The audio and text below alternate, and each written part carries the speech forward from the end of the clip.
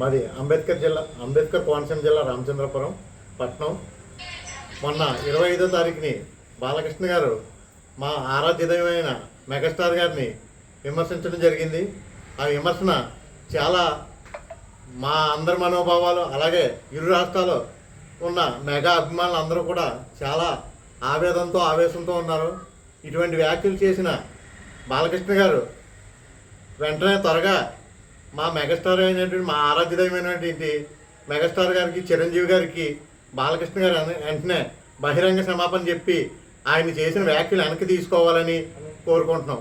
అంతేకాకుండా ఇది ఎంత త్వరగా ముగిస్తే అంత త్వరగా సమస్య జటిలం కాకుండా ఉంటుందని మేము కోరుకుంటున్నాం.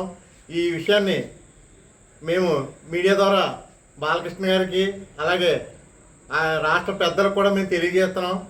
ఇది ఎంత తొందరగా అయితే అంత తొందరగా, ఒక మెగాస్టార్ అంటే ఒక వ్యక్తి కాదు, సమూహం శక్తి.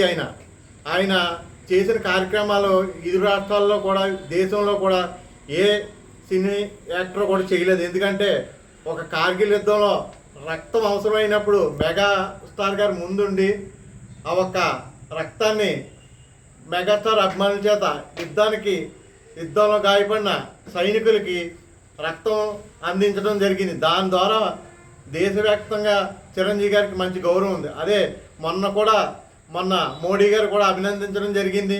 నేత్రదానం అనేది ఎవరికీ తెలియదు. నేత్రదానం చెయ్యాలని, నేత్రదానం ఇవ్వాలని మన చిరంజీవి గారు ఇచ్చిన స్లోగన్తో ఈరోజు ఎంతోమంది అందులైన వాళ్ళకి చూపునిచ్చారు. అటువంటి చూపునిచ్చిన నటుడిని ఒక ఎమ్మెల్యే స్థాయిలో ఉన్న వ్యక్తి అంత నువ్వు అని సంబోధించడం చాలా బాధాకరంగా ఉంది. ఆ అంతమందికి చూపునిచ్చిన పవన్ కళ్యాణ్ గారు